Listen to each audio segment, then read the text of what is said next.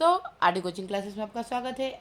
आज हम बात करेंगे सेकेंड पार्ट के अंतर्गत भौतिक शास्त्र कक्षा 12th के चैप्टर फर्स्ट के विद्युत आवेश एवं कूलॉम का नियम से 20 महत्वपूर्ण क्वेश्चंस।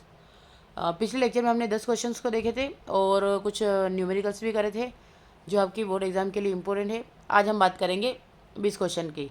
तो सबसे पहले हमारा क्वेश्चन है विद्युत आवेश का एसआई मात्रक क्या होता है। तो विद्युत आवेश का एसआई मात्रक क्या होगा, कूलॉम होता है।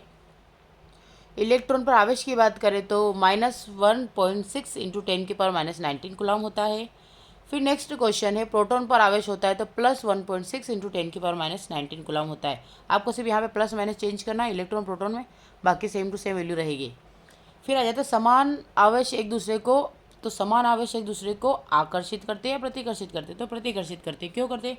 क्योंकि मान लीजिए एक चुंबकीय सिरा है, आपने एक चुंबक को लिया है, दोनों सेम डायरेक्शन को आप अगर सेम सेम चिपकाने की कोशिश करेंगे तो भले चाहे कितना भी प्रयास कर लें वो चिपकेगा नहीं, मतलब वो एक दूसरे को प्रतिकर्षित कर रहा है, ठीक है। लेकिन अगर इसके अपोजिट पूछ ले कि दो विपरीत आवेश एक दूसरे को क्या करते हैं, तो वो आकर्षित करते हैं। मतलब अगर चुंबक के विपरीत सिरों को आप एक दूसरे के सामने लाएंगे तो वो एक दूसरे से चिपक जाएंगे, तो वो अट्रैक्शन हो गया, आकर्षण हो गया है। और वैसे ही एक दूसरे के अगर सेम सिरे को लाए तो वो प्रतिकर्षित, रिपल्शन करेंगे।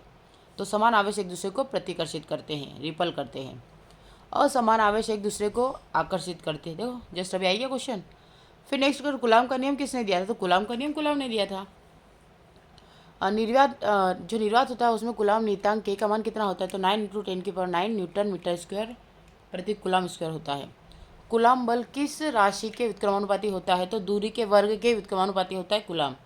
फिर आता है यदि दूरी 2 गुनी कर दी जाए तो बल होगा 1/4 गुना। यदि दूरी आधी कर दी जाए तो बल होगा 4 गुना। क्लियर? यानी हमने पिछले लेक्चर में कुछ क्वेश्चन देख लिए थे, लेकिन आज फिर इसको अच्छे से देख लेते हैं। फिर आता है यदि दोनों आवेश दुगने कर दिए जाए तो बल हो जाएगा 4 गुना। आवेश का क्वांटीकरण किस सूत्र से व्यक्त किया जाता है? तो Q = NE के द्वारा। यहाँ पे आप क्या लिख लेंगे? न्यूट्रॉनों की संख्या और यहाँ पे इलेक्ट्रॉन की संख्या। एक इलेक्ट्रॉन का आवेश -1.6 इंटू 10⁻⁻19 कूलॉम।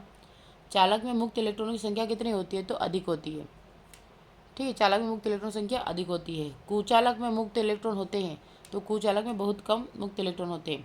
विद्युत आवेश का संरक्षण सिद्धांत बताता है कूलॉम आवेश स्थिर रहता है।